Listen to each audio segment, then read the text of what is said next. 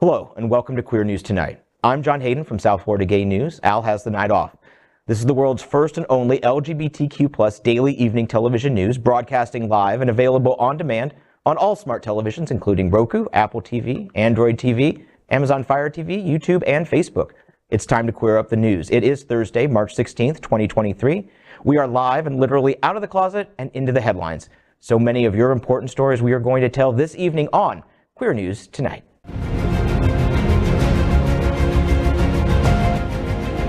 This is the world's first live daily LGBTQ evening news show, literally out of the closet and into the headlines on Queer News Tonight with Al Ferguson.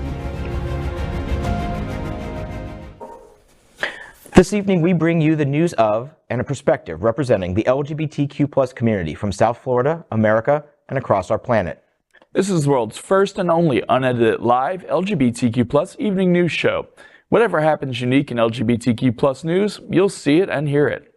Hotspots Magazine Happening Out Television Network is a nonprofit 501c3 media company in the same model of PBS and NPR, but designed for the LGBTQ+ community. Our mission is to support the 10 pillars of our LGBTQ+ community. We want to inform and educate the key issues of our Black community, Latino, lesbian, trans, student, youth, seniors, HIV/AIDS healthcare, business, political advocacy, and faith. Help us support our community. We are part of one of the largest LGBTQ+ media companies in America, Hotspots Magazine and Happening Out Television Network.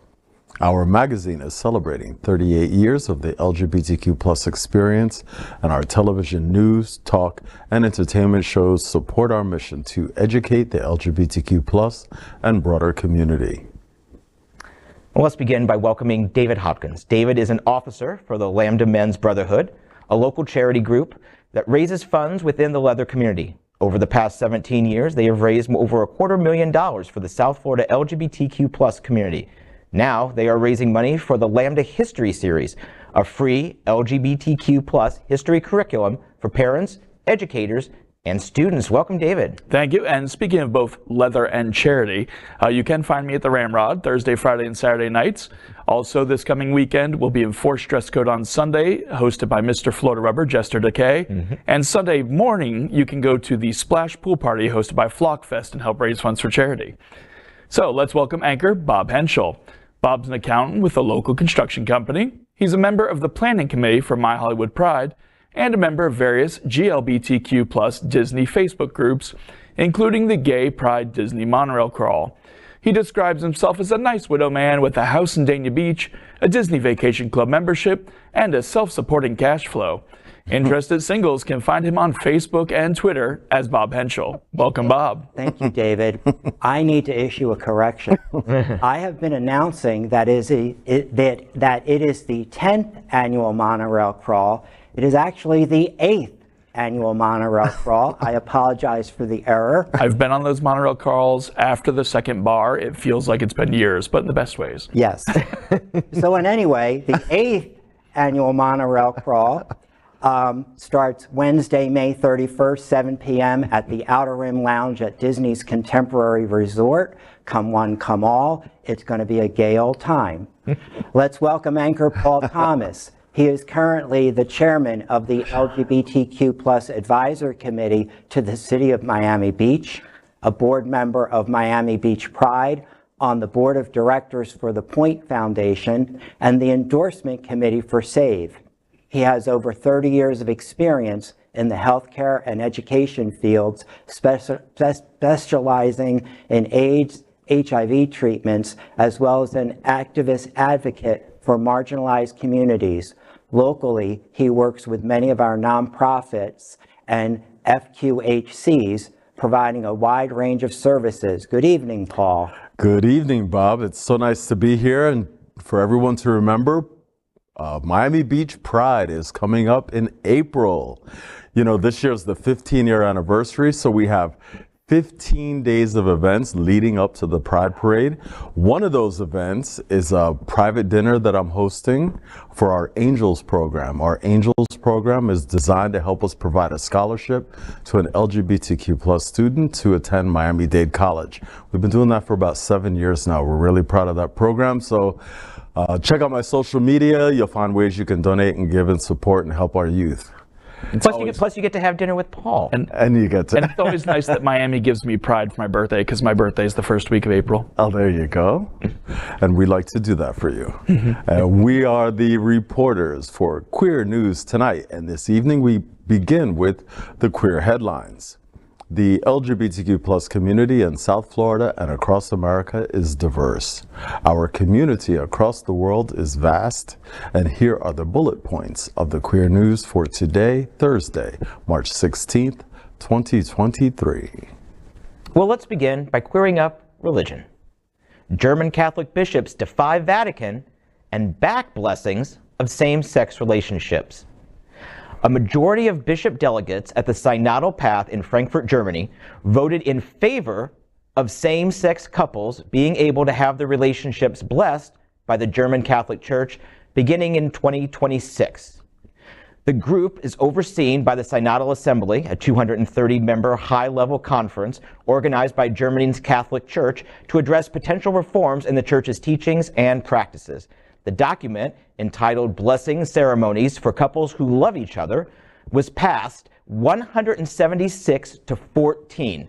The document's motion called on the group to officially allow blessing ceremonies in their diocese for couples who love each other, but for whom sacramental marriage is not accessible, including those who do not see themselves getting married or who have been divorced.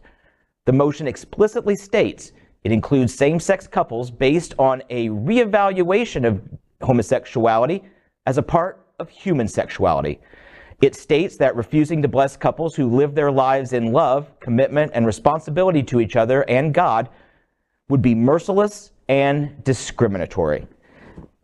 Wow, when I saw this story come across my desk, I was absolutely floored. I mean, Pope Francis is one of the most liberal popes we've ever had, especially by, Pope standards, papal standards. Yes, I know the word.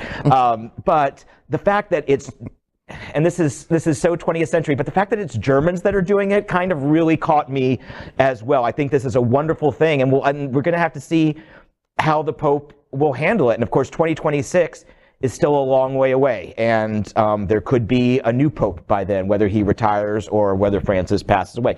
So there's a lot to watch on this, but it's a very encouraging step coming from the heart of Europe.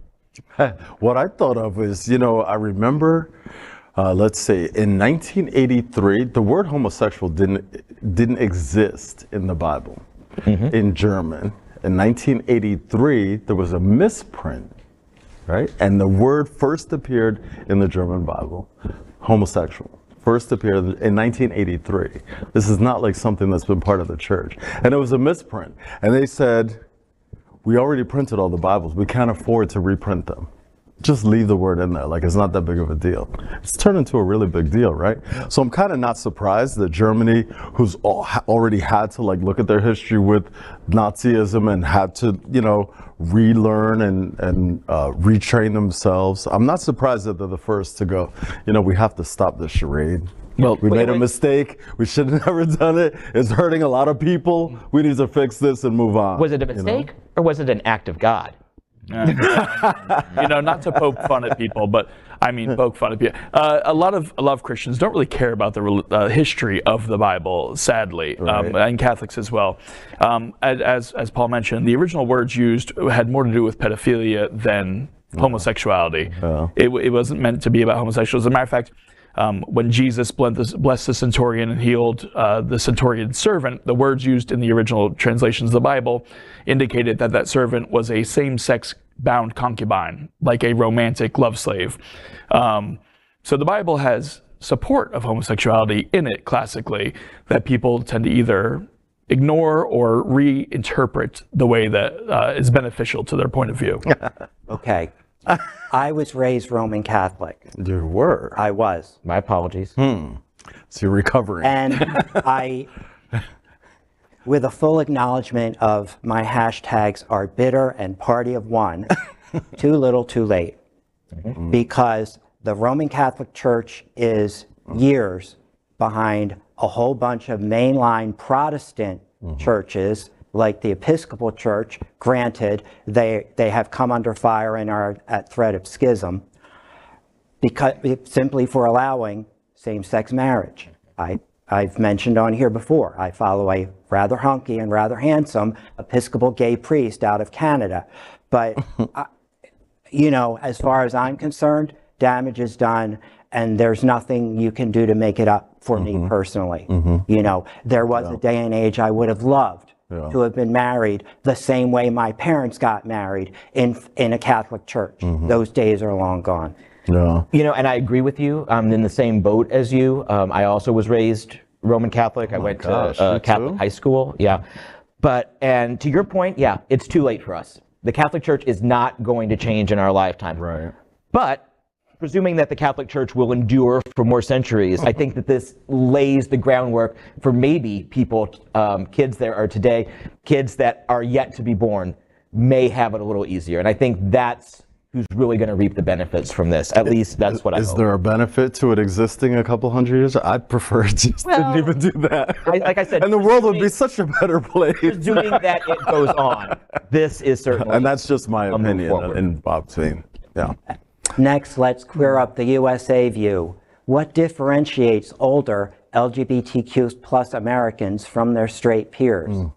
The Minnesota 2022 LGBTQ Aging Needs Assessment Report from the University of Minnesota surveyed hundreds of LGBTQ plus older adults in the state to get insight into the community's experiences with services, caregiving, discrimination, employment, chosen family, and other metrics describing their lives. Being the third in a decennial series first undertaken in 2002, the report is an essential and fascinating look at the needs of LGBTQ plus older Americans, including the wave of baby boomers now entering retirement and the silent generation that preceded them. The results indicate that, quote, we've come a long way, but have much further to go, end quote, in addressing the harmful disparities between LGBTQ plus older adults and their straight peers. According to the study's principal investigator, Regine Moon, quote, in 2002, the study showed only 9% of LGBTQ plus respondents were confident that they would receive sensitive care.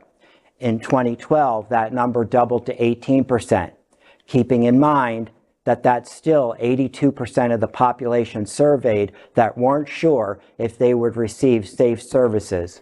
But in 2022, we had 85% felt confident that they would receive sensitive care. That is absolutely striking, end quote. Moon explains his researchers were able to compare results from their study with those from a similar survey of straight older Minnesotans, which revealed LGBTQ plus older Minnesotans were nearly twice as likely to volunteer as their straight counterparts. And I found this story fascinating. You know, I brought up the executive order last week that the governor signed, basically safeguarding transgender care. And obviously this took place ahead of time. You know, good news for Minnesota. Not so great, you know, for us down in Florida with everything going on. I'm lucky I have a really good doctor, you know, primary care physician, but what happens if I need more specialized care? Because I'm not getting any younger. Right. So, you know. And to that point, it's funny, even down here in South Florida, the gayest place on planet Earth, I was in a major car accident last year, and I had severe whiplash, 3 herniated discs. I had to go to doctors and, you know, chiropractors and everything. And the one doctor, when they ask you what medications, as they always do, I mentioned I'm on Descovy, and he's like, oh, you're HIV positive? I said, no, I use it as PrEP. And his response was, what's that? And I understand when you mostly deal with heterosexual community, it may not come up as much, but you were in Fort Lauderdale. Like, there's a huge gay population down here. And people are becoming much more aware of basic healthcare needs of the gay community, especially down here. Even since in the 10 years I've lived down here, it's gotten better. So, I hope that it will continue to get better. Doctors will continue their education because that's a big part of being a doctor. You always have continual education. And it'll get better as I get ready to retire. I don't know where those numbers came from. It's very encouraging. I'm hoping that because the numbers are so high, that Minnesota can become some type of model for the other states in the country. I don't know how they got them that high. We have a lot of problems with older patients and like where they go next. When their partner passes away, there's no one left. Many of them are getting sent back home, like a home that they ran away from. By the way, that line in there, the silent generation, like I felt my heart stop for a second, just like reading that. But they get sent back home to states that they ran away from when they were 15. And they're just sending me back there because I can't be here by myself and there's nowhere else for me to be. And they're choosing suicide, and they're choosing like really harmful ways of dealing, being old, and it's wrong, right? I'm glad those numbers are high. I just hope other states can start to. Minnesota is surprisingly liberal and advanced on healthcare. One of the former It's Happening Out hosts, Aaron Phoenix, moved from here in Florida to Minnesota, and he has repeatedly expressed how much better the transgender healthcare is up there than it is in Florida, even though we have a much larger transgender population. That's every major city in America, which is really. So we've got this number, what was it, about 85% that say that they expect to get compassionate and competent care as they get older. But this is a problem that's going to grow, or the numbers are going to grow because my dad's 76 now. He's straight and he will have me, hopefully. But as us as a generation, as we get older, there's going to be more of us that don't have a partner to begin with or children. So now that we've got this this confidence, how will it be realized? Are we starting to put things There's an organization called SAGE, which is a national organization, and their primary goal is to go into nursing homes and places where older people retire and train staff and about how to relate to and take care of older LGBTQ people. And that's their only goal, is to go in and train and make sure that when you get sent to that nursing home, because why the older people were choosing suicide is because they had been out living in Fort Lauderdale. They get sent back to Iowa and they look around the nursing home and there's not one magazine that looks like them. There's not anything hanging on the wall. There's nowhere where they can go to express themselves. No one that they could talk to. They get into depression really, really fast on top of the other health problems. And they're just like, okay, my life is over. It's time to end this. Like, I don't want to continue on like this. So SAGE, a lot of what they do is go in and make sure that there are magazines around that they can grab. Make sure that there are rooms that they can go and people that they can talk to, even if it's staff who can understand and relate to them. I would hope that they're working like crazy nowadays because we're all getting older. Our generation is living a lot longer. I mean, we could be in that state of, elderly living for a very long time. You know what I mean? Yeah. You retire at 65, 70, but we could easily, with healthcare advancements, we could live to be 100 easy, our generation. And so that's a long time to be, you know what I mean? An extra 30 or 40 years where you're like, you can't just stop living. You have to keep living. And hopefully you can do it authentically. That's the way I see it. Well, next, let's queer up the worldview. Ukraine's same-sex marriage campaign, Russia's homophobic. We want to be different. Ukraine has increased support for the rights of LGBTQ+ people since Western-looking leaders came to power in 2014. Discrimination in the workplace was banned, but same-sex marriage or civil partnerships have not been legalized. Inna Sovsun, a deputy in the Ukraine parliament, believes that the government has been, quote, dragging its feet for many years now, end quote, over the issue. This week, she put forward a bill in parliament to legalize same-sex relationships. Sovsun told Euronews that over 700,000 people are serving in the Ukrainian army, and some of them are LGBTQ+. These LGBTQ+ people have partners, but they cannot in any way make their relations official. He said, quote, so in case anything happens to the military person on the battlefront, his or her partner would not be able to make any medical decisions about the partner. Or if the worst happens, if death happens, if the person's killed, again, the partner would not have the legal opportunity to make decisions about the burial and all of that. So that kind of adds the urgency to this situation, end quote. And the risk is far from theoretical. Elena Savenchko of the human rights group Ukraine Insight told Euronews there are, quote, real stories which you see almost every day, end quote, on the battlefield. We've reported on LGBTQ people on the front lines of Ukraine several times. Gentleman Victor, who runs the LGBTQ military Facebook group, is Facebook friends of mine, and I see his posts continually. And they frequently have to do this, where legislature is worried about, this and that, but the people who are fighting and are on the front lines trying to protect everyone aren't being afforded the basic rights. They're getting a lot more respect than they used to, but they're not getting those rights that they need to protect them if something happens. And it's a real, when these things don't exist, my partner's been dead for 12 years now, and the hoops I had to go through to get the cremation he put in the will, where I was the personal representative, and the crematorium would not take my signature. I had to go to the sister in Connecticut to get a signature. I mean, this kind of thing, I hope they get this passed. It's horrific, and from what I can remember, it's why gay people ever wanted to get married, is because in the 80s when they were all sick, they would come in the hospital and you were told you can't go in the room, you're not considered family, we can't legally listen to you. I'm from a military family. My father was a very high-ranking person in the military. I grew up near West Point. My mother to this day, my father passed away, my mother to this day still shops at West Point and gets to go to the commissary, right? Because they were married and he passed away. She still has health care through the military. You know what I mean? Mm-hmm. Like, she has a level of comfort in her older years alone, right? That none of these people who are putting their lives on the risk that their partners have. And it's just wrong. Mm-hmm. It's just wrong. They have to, these different levels of humanity have to end, And while we do need to get this passed, and obviously the battle is not done in Ukraine, either in the parliament or on the battlefield, clearly it still continues here. But one thing about the war in Ukraine is that this is one of those unintended consequences. Mm-hmm. LGBTQ plus Ukrainians have been put on the front lines, and therefore they have put themselves in the spotlight as well. And these are changes that are coming. And the slogan that they're launching, Russia is homophobic, Ukraine should be different. Mm-hmm. That's so on the money. Mm-hmm. That's so on the money. And that's the kind of thing that is going to translate into Poland, where we've already seen them open, outside of the big cities, they're a very homophobic country, but we've seen them taking in LGBTQ plus Ukrainian refugees, the same next door in Hungary. So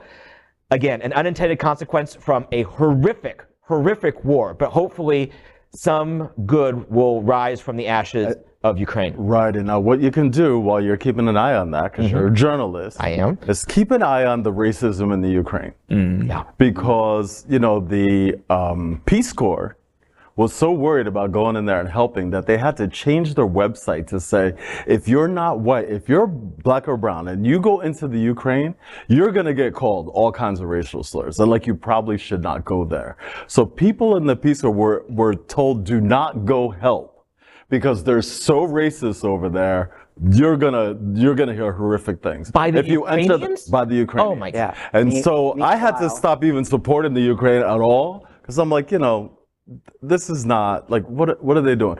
You have to be pretty bad for the Peace Corps to be like, we have to change our whole website in order to go into your country. I will say, with this war going on, President Zelensky has spoken out against that. He has spoken for equality and for equal rights because he sees that everyone is pitching in. And national security expert Malcolm Nance, who is a black man and a fine one at that, I must say, he went over there and fought. Yeah. If you follow him on his Twitter, he was.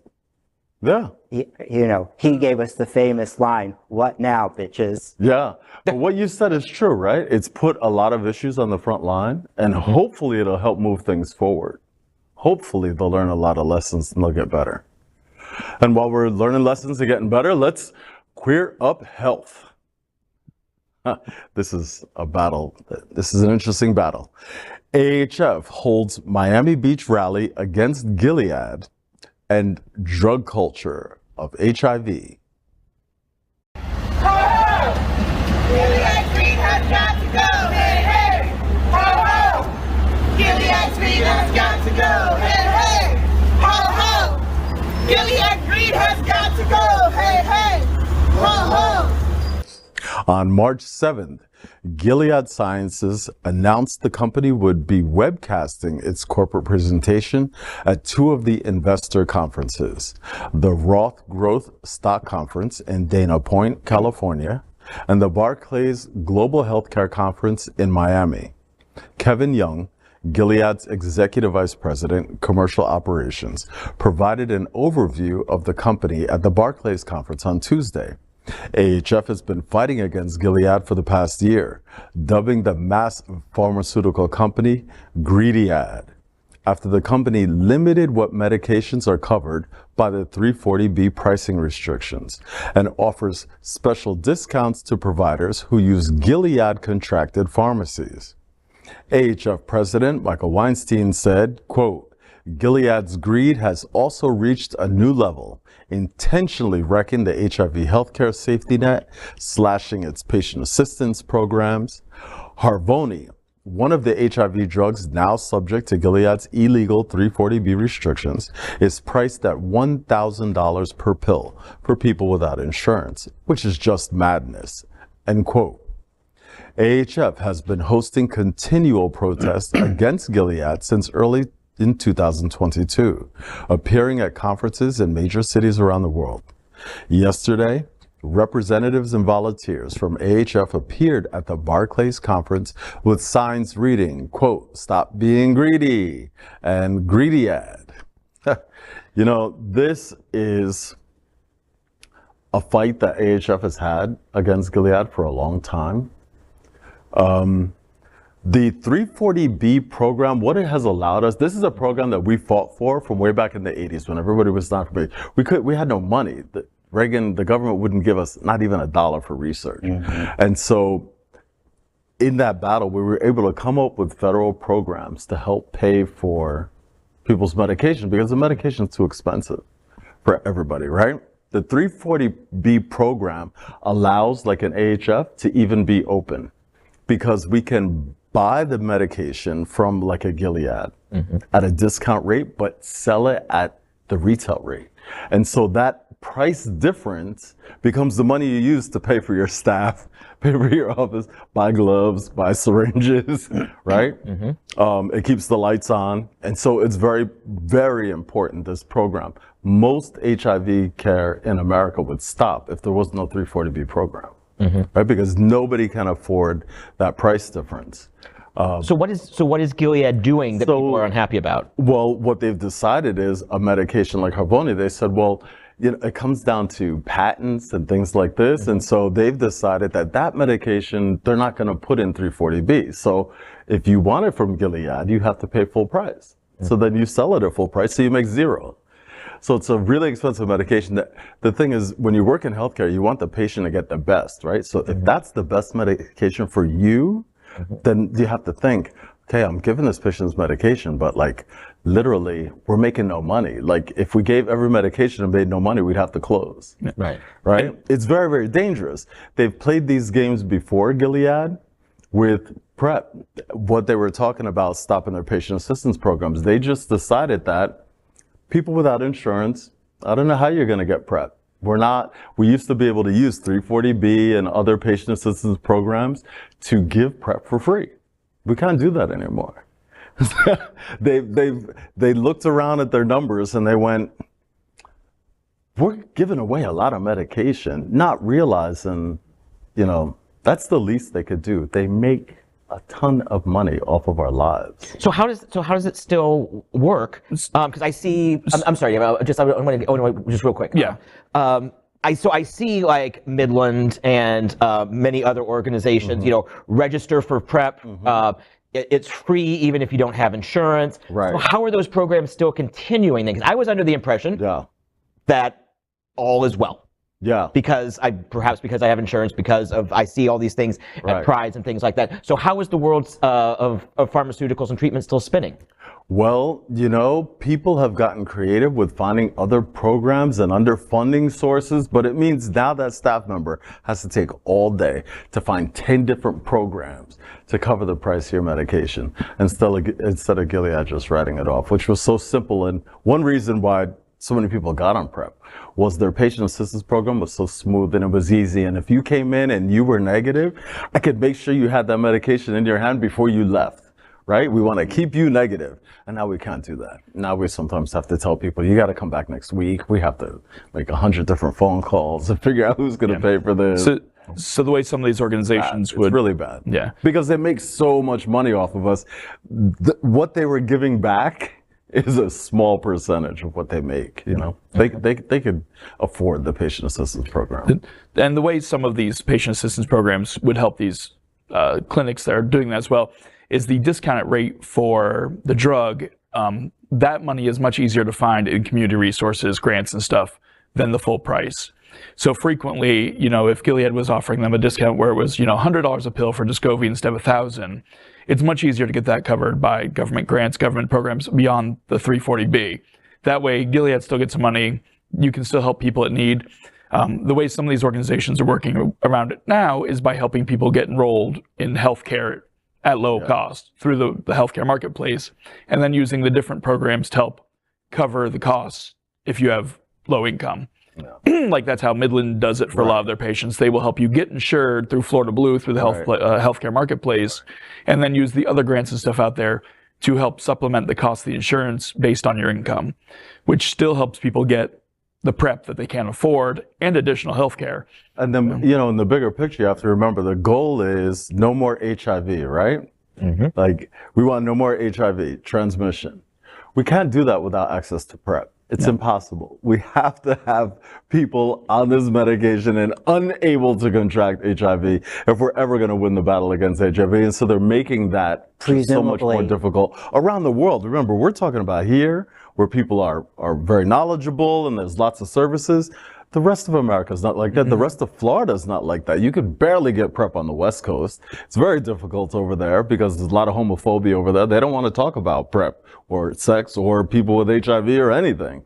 And so when you get out into the real world outside of our little bubble here, it becomes very, very difficult. And then the battle against HIV itself is going to be impossible to beat, you know. And another example of what AHF is mad about is Gilead produces the COVID medication Paxlovid. And while here in the US, the government worked out a deal, so you can get it at a very reduced rate. Anyone can. It's super cheap. Insurance will cover it. You can get it very inexpensively. Other parts of the world, they're charging full rate, which is an exorbitant amount of money. I don't know the exact pricing, but it's far out of the budget of most normal people. So people in other countries are still having higher than normal fatality rates from COVID because this simple, easy treatment isn't available to them that we have here in the US. I can get Paxlovid at CVS. Yeah. Like it. Yeah. I guess there's a reason that people come before profits in the dictionary. I wish it was that way in real life. Astute observations. Yeah, just a little bit. I mean, we're trying. Next, we are proud of our special partnership with Sunshine Cathedral, the world's largest queer church here in Fort Lauderdale. Supporting that partnership, we are broadcasting from our permanent set here at Sunshine Cathedral at the Happening Out television studios. We broadcast Sunshine Cathedral's Sunday International Service at 10:30 a.m.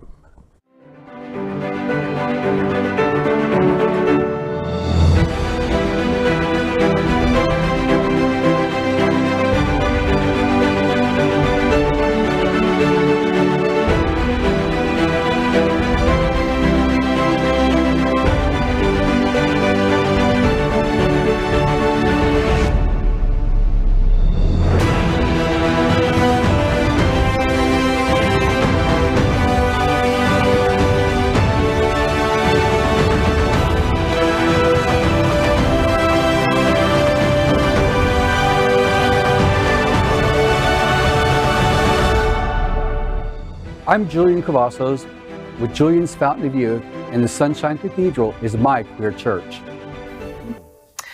Well, Fox News, Tucker Carlson, and radical conservatives have suggested the LGBTQ plus community has a secret plan.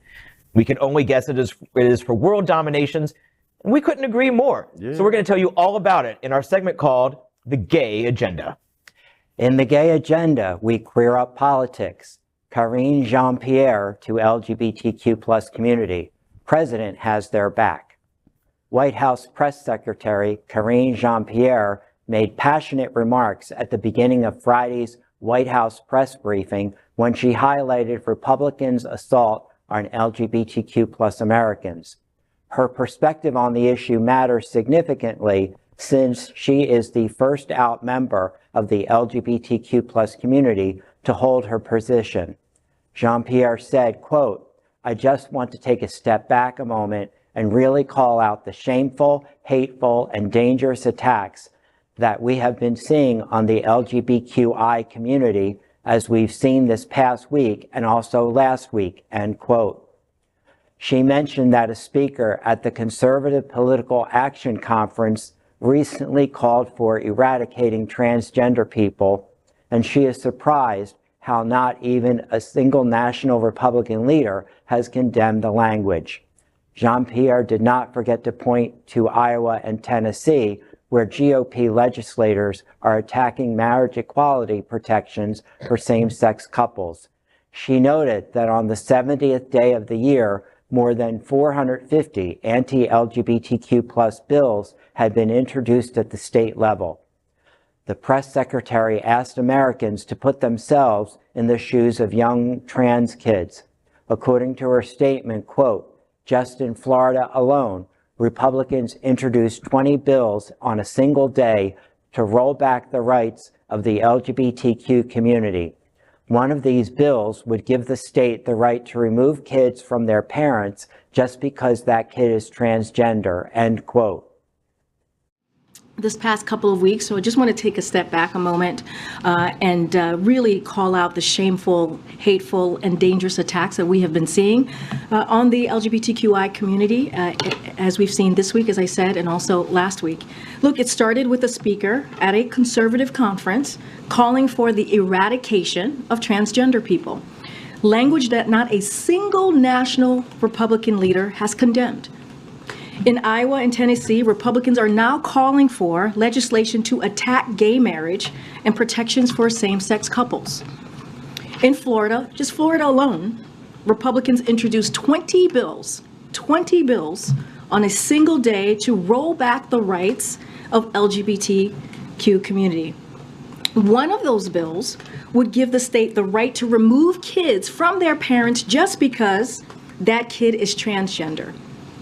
And just think about that. Just think about a kid who's sitting at home in this community, who's listening and hearing elected officials talking about how they want to take away their rights, or how they want to even threaten their parents with felony charges for seeking health care for their children. These kids are sitting at home having to listen to people who are supposed to protect them and their freedom saying these horrific, ugly, despicable things. So far this year, we have seen more than 450 anti-LGBTQ bills introduced at the state level. You've heard me say that before, amounting to a record number of anti-LGBTQ bills in our country's history. Guys, today is day 70. It is day 70 of 2023. The same leaders that tout freedom apparently don't extend their love for freedom if they disagree with who you are, who you love, or how you parent. It's government overreach at its worst, taking away rights from the vulnerable, all to distract from a deeply unpopular agenda that caters to the ultra-rich. As the president has made clear time and time again, you have heard him say this not just as president, but also as vice president, also as a senator throughout his career. He believes that everyone in this country should live with the safety and dignity. In the gay agenda, we queer up business. America's most hilariously named gas station chain supports trans people. In the wake of increasing legislative attacks on the trans community, major brands who are all too happy to sell rainbow merchandise during Pride have largely remained silent. But for at least one corporate retailer located in the heart of the deeply red Corn Belt, their LGBTQ+ customers and employees come first. On Monday, March 9th, the Iowa-based gas station chain Come & Go posted a thread to their official Twitter account saying, quote, "Protect trans kids, period," end quote. According to Come & Go, the reason why they're speaking up is that they value the community and it matters to them. 2 anti-trans bills were recently introduced to the state legislature, a bathroom bill, SF 482, and a bill banning gender-affirming care for minors, SF 538. Come & Go explained that their lobbyists voted against both measures. In the gay agenda, we queer up education. Wellesley College students vote to admit trans men and non-binary students. Students at Wellesley College, the elite Massachusetts women's school that counts Hillary Clinton and former Secretary of State Madeleine Albright among its alumni. They voted Tuesday night to make transgender men and non-binary students eligible for admission in a non-binding ballot initiative. However, a statement released by the school president, Paula Johnson, states that despite the vote, the college does not plan to change its admission policies, which do not allow transgender men to enroll. The ballot initiative passed as part of the college government election process. The vote comes at a time when the rights of trans people, and transgender youth specifically, are at the center of a nationally politicized debate about how gender identity and sexual orientation is discussed in schools and the accessibility of gender-affirming healthcare, among other related issues. That is today's news for the LGBTQ+ community on the world's first and only daily LGBTQ+ evening news show. If our community is important to you, share this news with your friends and family. Are you, like most of America, part of our very large television audience watching this live LGBTQ+ news broadcast right now on Roku, Apple TV, Android TV, and Amazon Fire TV? Queer News Tonight is the only live LGBTQ+ digital television show in the world that's out of the closet and into the headlines. We need your support. If our community is to grow, we must tell our stories and bring them to the attention of the broader world. This is the only place in the world that tells these types of LGBTQ+ stories in motion and sound. That is the passion of Hotspots Magazine, Happening Out Television Network, and Queer News Tonight. And we are going into the weekend. If you're in South Florida, the AIDS Walk is this weekend. I encourage you to attend. If you can't attend, find someone who's walking, donate. It's an important cause. It's a great cause, and we're going to have a great time. I'll be there. Al will come out of his hibernation from the long weekend and come out there with me. We hope to see you there. And on that note, I'm John Hayden. And on behalf of these LGBTQ+ reporters, the anchors of Queer News Tonight, including David Hopkins, Bob Hentschel, Paul Thomas, we will see you daily at 8 p.m. And to our LGBTQ+ world, we wish you a very good night. Good night.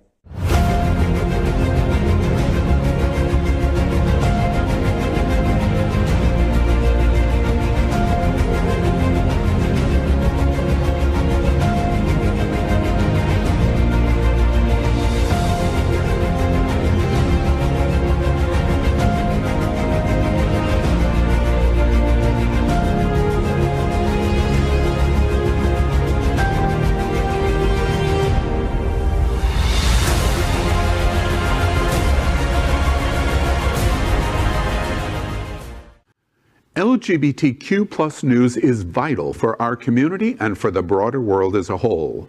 We have enough enemies at Fox News. Tucker, Sean, and Laura are loud.